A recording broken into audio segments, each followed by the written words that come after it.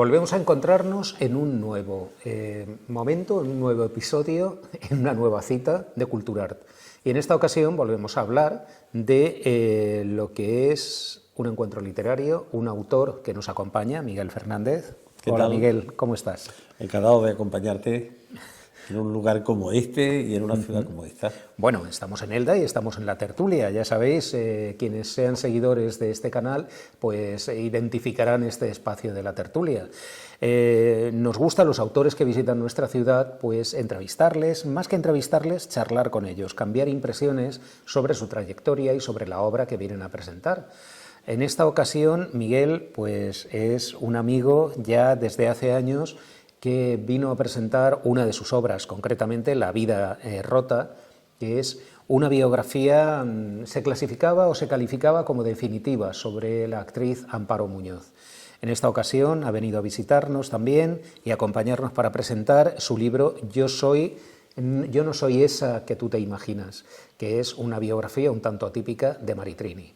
Yo en este preámbulo me voy a limitar a hablar de esto, pero sí que me gustaría preguntarle a Miguel y decirle que nos cuente algo sobre él. Vamos a conocernos un poco más, posiblemente quienes nos estén viendo no te conozcan, o sí, pero bueno, preséntate tú mismo. Bueno. Brevemente. Brevemente, bueno, y tan brevemente, ¿no? Es decir que, soy un periodista en la recta final de su carrera, he dedicado 42 años de mi vida al periodismo en distintas facetas, en distintos medios, y de alguna forma, de un tiempo a esta parte, de hace 5 años a esta parte, trato de repasar el tiempo que conocí, el tiempo de mi juventud, el tiempo en cierta forma también de mi infancia, a propósito de repasar la biografía de personajes que tuvieron mucha fama, que fueron muy queridos, muy respetados en ese tiempo y que luego inexplicablemente cayeron en el olvido. Me pregunto por qué gente que en un momento dado pudieron llenar revistas, periódicos, programas de televisión, pasan directamente al olvido. Emprendí esa tarea con Waldo de los Ríos en el año 2020.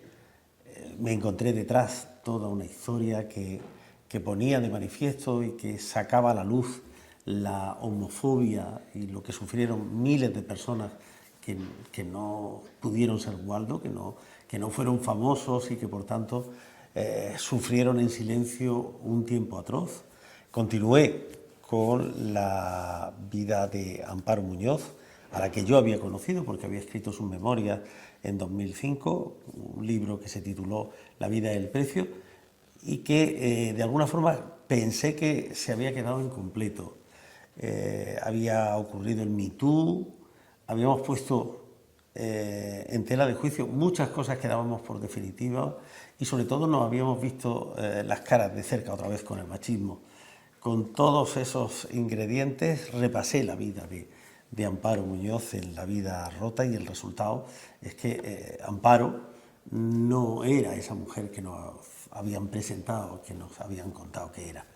Y ahora estoy en la tarea de dar a conocer la vida de una mujer que fue enigmática en su época, queridísima en su época, una mujer que vendió casi 10 millones de discos, que durante más de una década fue la artista más contratada de España, que recorría el país varias veces en un coche cantando aquí y allá, que sus canciones calaron en la memoria sentimental de varias generaciones y que sin embargo a partir de finales de los años 80 cayó en el olvido, cayó en el desprecio y murió casi olvidada en su tierra, rodeada de su gente en Murcia y con bastante indiferencia hacia la música, hacia la industria, hacia una industria que habría sido cruel con ella, hacia unos medios de comunicación que también habían sido bastante injustos con ella. Y vivió casi como quiso morir, es decir, a su forma y a su manera. Estoy hablando de Maritrini, que tampoco fue esa que nos dijeron que era. Bueno, tú nos estás hablando de estos 3 libros, nos hablas desde el año 2020, pero al principio de tu intervención ya decías que son 42 años de profesión a tus espaldas. Entonces, claro, hay un bagaje tremendo detrás. de prensa escrita, de investigación, de medios de comunicación, especialmente radio. Entonces, claro, todo eso se refleja en el material documental que aprendas, que aportas a tus obras. Y bueno, también tienes una parte de creación literaria, de novelas, también además premiadas, reconocidas, libros de gastronomía. Estoy hablando de todo esto porque da la impresión de que tú has empezado con Waldo de los Ríos. Sin embargo, tienes una trayectoria posterior que es muy interesante. Claro, pero los años pesan y uno como que cita lo último. Lo último. Para que no parezca que... Pero lo último es el resultado de una vida de trabajo. Aquí llegamos porque veníamos de alguna parte. Y sí, esta es, digamos, la síntesis de ese trabajo de periodismo y esa inquietud literaria que se refleja en estos 3, 4 últimos libros, pero detrás efectivamente hay ese coqueteo con la narrativa breve, con 2 libros de relatos, Trátame bien y La pereza de los días, y luego también con la narrativa, ¿no? Un personaje que me ha acompañado muchos años y al que tengo mucho cariño, un detective nada convencional llamado Patricio Población, y que inauguró una senda en la narrativa LGTBI que hasta ese momento estaba poco transitada, ¿no? Estábamos a principios de los años 2000 y total, no se hablaba mucho o se hablaba desde el arquetipo y desde el tópico, es decir, todo lo gay tenía que ser rodeado de una aura de diseño, festival y demás, de diversión, de tal. Y yo, bueno, creé ahí un personaje que comía fabada litoral y trabajaba en una empresa de moroso, es decir, nada presentable ni nada elegante. Y bueno, en eso hemos entretenido el tiempo y creo que después de todo nos ha ido muy mal. Miguel, y en esa dicotomía que es la escritura y el periodismo, que a alguien le podría parecer que es lo mismo y que cualquier periodista puede ser escritor o cualquier escritor puede ser periodista, ¿tú cómo diferenciarías? Porque yo creo que sí que hay una diferencia muy grande en esas dos vertientes. Pues cuéntamela. ¿Tú crees que todos los periodistas, crees que todos los periodistas son escritores? Es que la generalización siempre... ¿O ser escritor es publicar? Vamos a ver, la generalización siempre nos lleva a la confusión. Yo creo que hay personas que tienen una urgencia por comunicar, quieren contar algo, son sensibles a lo que están pasando, están atentas a lo que ocurre, a lo que pasa a su alrededor y necesitan además trasladarlo a los demás. Y el formato puede cambiar, puede ser a través de una crónica periodística, puede ser a través de un artículo de opinión, puede ser un ensayo, puede ser una novela, puede ser simplemente un poema. El poeta también. Hay grandísimos periodistas que son maravillosos poetas. Estoy pensando en mi amigo Javier Lostalés, ¿no? Entonces, yo cada vez creo que los géneros, la frontera entre los géneros y las tareas está cada vez más difusa. Somos lo que hacemos. Y las cosas o se hacen o no se hacen. Y si se hacen, bueno, pues luego estará sometida al criterio, al gusto de la moda, pero si se hacen desde la honestidad y desde la franqueza, quedarán. Entonces, yo no veo tan claro. Quedan los hechos, pero las etiquetas en este caso son las que sobran. La etiqueta es que las ponen hoy y las quitan mañana. Exactamente, también es cierto. ¿Para qué ocuparse de ello? También es cierto. Bueno, vamos a volver un poco sobre Waldo, sobre Amparo y sobre Maritrini. 3 biografías, 3 personas, 3 momentos muy relacionados en el momento histórico del país, porque estamos hablando de los años 60, 70, 80 y 90. Y 90 también. Incluso 2000. Es decir, que se me perdone la arrogancia, pero yo concibo todo este trabajo como una suerte de episodios sentimentales. No le voy a llamar episodios nacionales, sino episodios sentimentales, que podrían iniciarse. Yo nací en el 62 Ese año Waldo de los Ríos llega a Madrid desde Argentina, donde ya es un músico muy conocido, que ha lanzado, por ejemplo, al estrellato a Los Cinco Latinos, un grupo que todos recordamos, y que ese periodo podría terminar, y terminará en una próxima entrega, en los días del COVID, en los días en los que estamos recluidos y la gente sale a la calle a aplaudir y, algo importantísimo, a cantar, a manifestar el civismo y la solidaridad poniendo música a algo, ¿no? Pues ese es el periodo que yo he querido abarcar, primero contando la atormentada vida de Waldo de los Ríos, un hombre que no puede ser quien es, un hombre que se hace millonario y que emociona. Esto va a parecer una exageración, emociona al mundo entero. Sí, emociona a los ciudadanos de cerca de 64 países. En el año 1970, con el himno a la alegría, Europa adoptó poco después el himno, la novena sinfonía de Beethoven, como himno de la Unión Europea, pero que dentro de él, ese hombre que estaba proyectando la imagen de una humanidad solidaria, alegre, esperanzada en el futuro, vivía atormentadamente una homosexualidad reprimida que lo llevó a un hecho tan trágico como el de suicidarse con apenas 42 años. El episodio siguiente, el de Amparo Muñoz. Estamos en un país que empieza a atisbar la democracia y que se encandila con una muchacha malagueña que tiene apenas 19 años y que ha sido elegida Miss Universo por primera vez. Una mujer española es elegida Miss Universo en Manila. Pero claro, las mujeres españolas de ese año 1974 no podían comprar ni vender, no podían viajar sin permiso del marido, eran ciudadanas de segunda.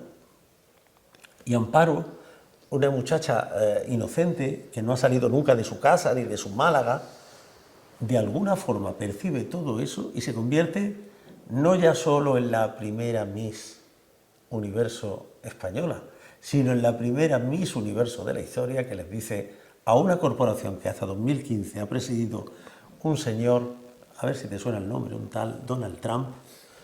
Bueno, pues a esa corporación le dice esa niña malagueña de apenas 19 años, le dice: quedaron el cetro y la corona y todo lo demás, que yo me vuelvo a mi casa.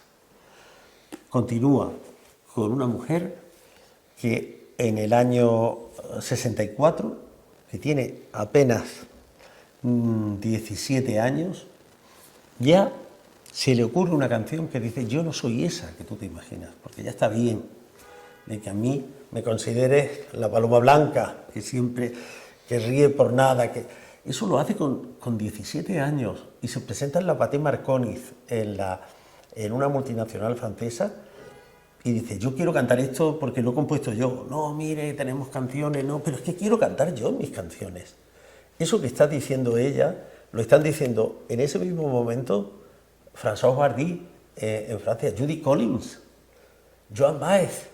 Es decir, se están peleando con la industria porque dicen: no, es que nosotras escribimos. Claro, pero eso ya lo hacen los hombres, lo hacen bien. Mira, no. Hoy es que tenemos las canciones de un cantautor estupendo, un chico estupendo que se llama Luis Eduardo Aute, que todavía no ha grabado y te ha dejado 2 canciones. No, sí, están bien, yo las grabo, pero quiero las mías también.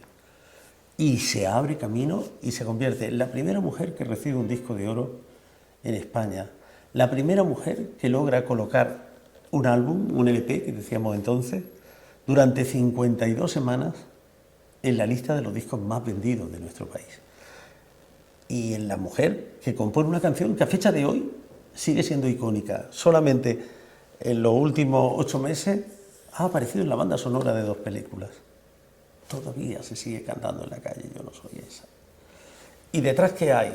Pues ese machismo del que hablamos con Waldo, del que hablamos con Amparo, de ese ansia de libertad, de construir un país moderno, que luego no fue ni el que soñó Waldo, ni el que quiso Amparo, actriz del Destape, que se sintió absolutamente mercantilizada, que se sintió sometida por una industria que utilizó su cuerpo y que se rió de las mujeres. Una industria que peleó con Maritrini, porque quería que todos los años hiciera un disco como el anterior. Mire, yo soy un artista y estoy en evolución, necesito hacer un artista. No, no, no. Usted repítase porque claro, necesitamos el mismo. Es decir, era el mercantilismo. Quiero contar la historia del tiempo en que viví, en definitiva. Bueno, leyendo las biografías que tú has escrito, bueno, tú lo has descrito muy bien, realmente son mujeres y hombres que rompen con lo que tienen en su entorno, y quien no puede romper, como es el caso de Waldo, pues acaba destrozado y no lo aguanta. No es el caso de las otras dos mujeres, pero también acaban destrozadas.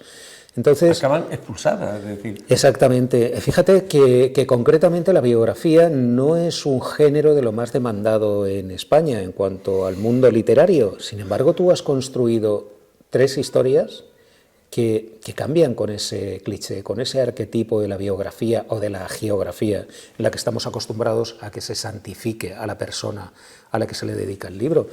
Yo los he leído y me parecen muy objetivos, además muy bien contextualizados, con lo cual no solamente te limitas a la persona en sí, sino que lo que haces es que es un retrato del momento, un retrato del país, de la sociedad, y que además nos afecta muy directamente aquí a España, porque las 3 vidas transcurren así, aquí, sobre todo las partes principales.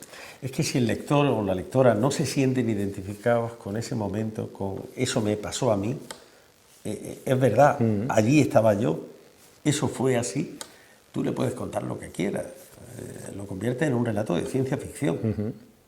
Es decir, la labor del contexto es absolutamente imprescindible, poner en cada elemento, porque además ese contexto condicionó todo. Es decir, probablemente Amparo Muñoz no habría salido de Málaga o no habría sido Miss Universo o no habría sido el personaje tan popular que fue si en ese momento en el que fue coronada en Manila, Franco no hubiera sufrido la flebitis, la famosa flebitis del caudillo del verano del 74, que fue como el experimento de qué va a pasar cuando Franco muera. Con al rey emérito, Franco y su entorno lo dejan gobernar de una forma tutelada durante unos días, hay una disputa entre el círculo más cercano a Franco de se deben transmitir los poderes o no, cómo gestionamos todo esto, y para que todo eso, el país no estuviera de alguna forma pendiente de todo eso, para que el país no estuviera preocupado, generar una sensación de alarma y demás. Milagro, tenemos a una compatriota que la han elegido, que además es guapísima, pero a las portadas de los diarios y los periódicos, que es verano, que no hay fútbol y que no hay tanto... los toros todavía han perdido ya mucha fuerza, pero este temazo es maravilloso.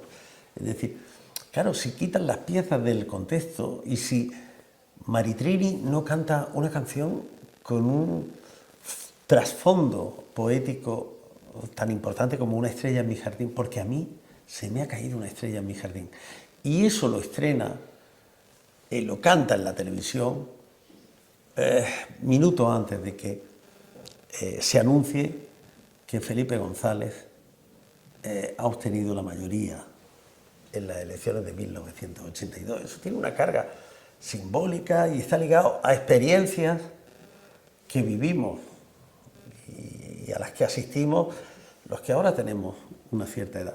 Entonces, esa tarea de contexto es imprescindible. Bueno, ¿y cómo consigues transmitir esto al lector para animarle a leer el libro? Porque, y te explico el por qué la preguntan, cuando tú hablas de Maritrini se conoce al personaje público, cuando tú hablas de Amparo Muñoz hay unos prejuicios ante estos personajes. Cuando hablas de Waldo de los Ríos posiblemente sea más desconocido porque trabajaba más en una parte interna, no tanto de cara al gran público. Pero ¿cómo consigues hacer llegar ese mensaje y que el lector coja el libro, lo abra y se ponga a leerlo? Yo creo que hay una complicidad. Mira, todos los amigos y amigas que en este momento nos están viendo, seguramente están situándose en todos estos datos y en todos estos hitos que estamos comentando. Y están recordando detalles del verano, es decir, yo voy a la firma de libros y vienen las parejas y me dicen, ay, ¿sabe usted que mi mujer en los programas de discos dedicados de la radio me dedicaba canciones de Maritrini? ¿Sabe usted que yo el primer disco que le regalé a mi mujer fue... ¿O sabe usted que yo tenía un póster de Amparo Muñoz? O, como me pasó en una excursión por los Pirineos, la guía, dice la guía turística, mire, yo me llamo Amparo, ah, sí, sí, encantado. Como Amparo Muñoz, ¿sabe? Digo, ah, claro que sí sé, ya ve, yo la conocí, ¿en serio? Dice la señora, es que a mí me pusieron Amparo por ella. Por ella. Porque claro, encarnaba esa mujer, no solo bella, sino además dispuesta, moderna, abierta, viajera. ¿Qué española de 1974 podía vivir como vivió Amparo en la Quinta Avenida, viajando por todos los lugares del mundo? Pues estas mujeres, Maritrini y Amparo, representaron todo un ideal de libertad para muchísimas personas. Entonces, yo creo que no es difícil esa labor de un poco acariciar la memoria sentimental que todos llevamos dentro. Sí, yo puedo decirte que he tenido ocasión de hablar, bueno, tú hace unos años, en 2021, estuviste en Elda presentando La vida rota. Ahora, con motivo de presentarnos hoy esa que tú te imaginas, pues hemos tenido ocasión con determinados grupos, con colectivos, clubes de lectura, de hablar sobre La vida rota, recordando cuando hemos hablado de Maritrini, incluso muchos de los componentes de estos grupos recordaban que asistieron a la presentación de La vida rota, que habían leído La vida rota, y precisamente hace unos días un grupo de personas lo comentaban y decían: es que es increíble, yo cogí La vida rota para leerla pensando que conocía algo de Amparo Muñoz, a través de lo que había leído y el recuerdo que tenía de sus películas, de ver en prensa, en revistas del color y demás, y fue sorprendente porque descubría una persona totalmente distinta, con una vida rota. Sí, luego al final el sueño no era nunca, y la vida no era tan idílica, y el otro lado del espejo era durísimo para Alicia, ¿no? Pero en aquel momento, en aquella España de los 70, por ejemplo, Maritrini,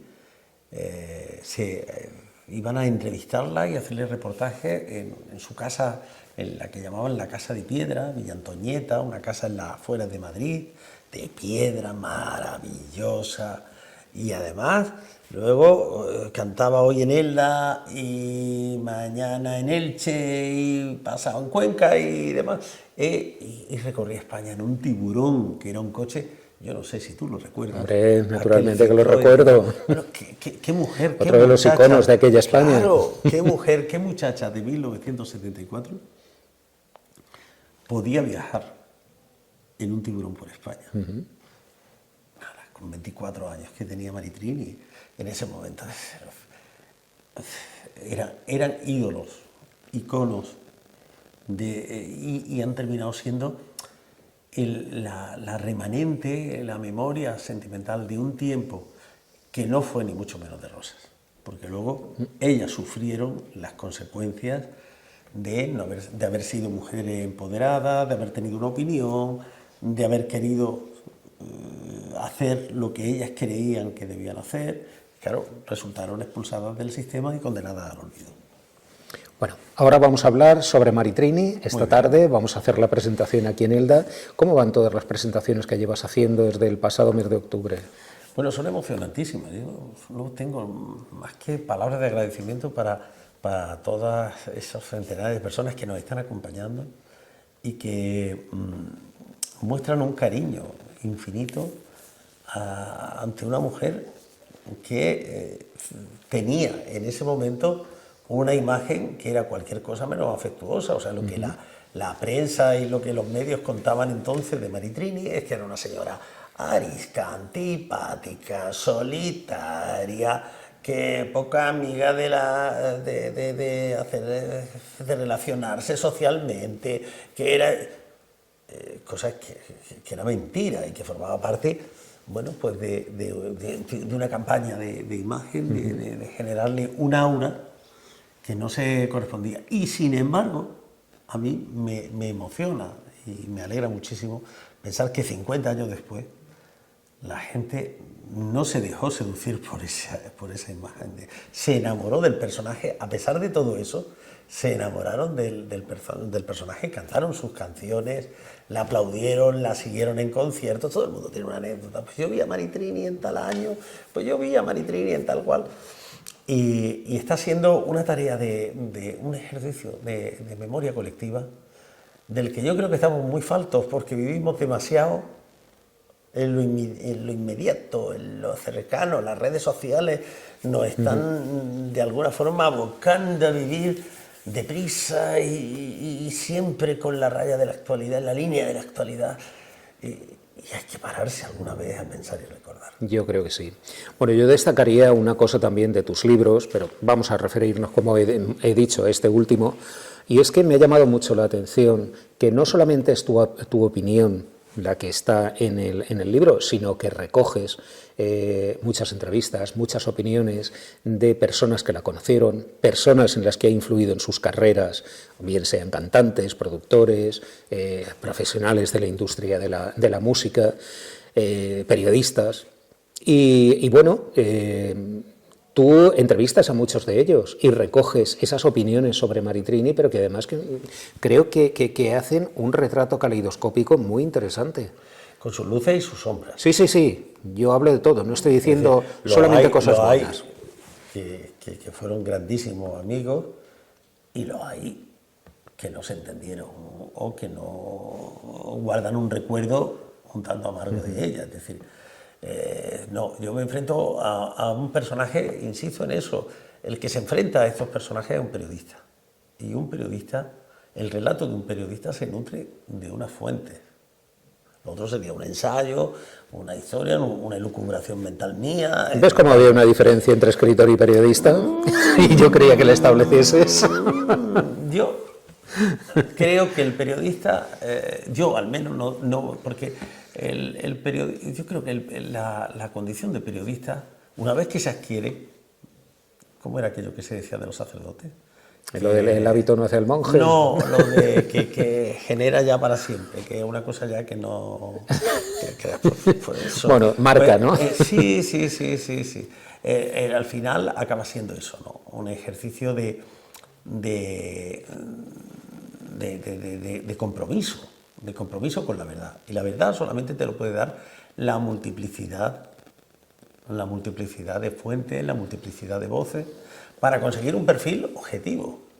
Y saber combinarlas. Bueno, sí. Saber combinarlas para que haya un equilibrio, obviamente, porque eso es lo que permite que el lector saque sus conclusiones. Y sobre todo la autenticidad. Lo que aquí se cuenta no me lo he inventado yo, no procede de mi imaginación. Yo no esfuerzo la máquina para que las piezas encajen, que eso a veces también vemos que ocurre en documentales, en biografías y demás, que a veces forzamos la máquina o le hago hacer cosas al personaje que quizás no habría hecho nunca. Hombre, aquí lo más fácil era presentar a Maritrini ahora mismo como una líder feminista, o a Amparo Muñoz como una líder feminista con la pancarta y a la barriga. Para nada, ninguna de las dos. Posiblemente hubiese vendido. Ninguna de las dos dijeron, oiga, es que no somos feministas. ¿Por qué? Porque la connotación de feminismo en aquel tiempo era radicalmente distinta a la de hoy. Pero hoy en día, mira, aquí tenemos precursoras del feminismo. No, eso sería falsear la historia. Ahora, luego te das cuenta que cuando una señora canta lo que canta y denuncia en sus canciones determinadas situaciones, está adoptando una actitud feminista ante la vida. Sí. Y que cuando esta señora para un rodaje porque ha observado algo que además no es que fuera conflictiva, como dijo la industria entonces, es que tenía un compromiso con la defensa de determinados valores y derechos. Y a eso hoy en día le podemos llamar feminismo, civismo o lo que fuera. Pero los hechos están ahí ocurrieron objetivamente así. ¿Cuál es tu siguiente trayectoria? ¿Estás trabajando en algo más? Sí, sí. ¿En qué y hacia Sí. qué? Bueno, vamos a cerrar pronto y lo dejo ahí abierto para que me invite a volver Estás invitado, tú ya sabes. a esta tertulia. Ya sabes que Y tienes el billete y como abierto. decían los cursis de antes, a este marco incomparable. Pues Bueno. Entonces lo dejo abierto. Habrá una cuarta entrega muy pronto habrá una cuarta entrega que de alguna forma cierra este ciclo. Porque la quinta entrega, si todo sale como yo quiero o como me gustaría que saliera, aquí será un personaje olvidado, pero explicaremos las razones de ese olvido y entenderemos las razones de ese olvido. Bueno, Es decir, el olvido no siempre es injusto.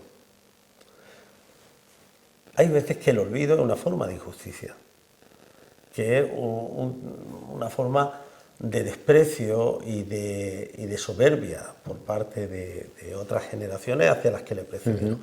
Pero hay veces que el olvido es un ejercicio necesario. Y el quinto personaje de esa entrega será un personaje que yo creo que quizás tiene el olvido que merece. sí. Bueno, pues nos dejas con esa incógnita. No, lo despejaremos pronto. Vale, tú sabes que tienes las puertas abiertas, la vía abierta para seguir hablando de cualquier cosa que consideres.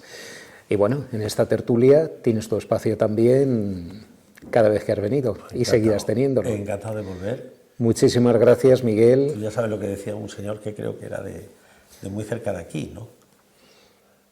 Vivir es ver volver. Sí, Así que yo quiero volver. muy bien. Tienes la invitación hecha. Muchísimas gracias, Miguel. Hasta pronto. Una despedida ahí, Juan. Bien, pues ya habéis visto. Hasta aquí esta charla con Miguel Fernández. Ya veis que es una charla de amigos, porque Miguel ya casi es un personaje, una persona muy vinculada a Elda. Me parece que hemos ido creando ese vínculo poco a poco. En fin, encantados de que nos sigáis y Miguel, lo dicho, Nos vemos pronto. vamos a por la próxima. Muchas No he gracias. dicho nada en mis focos.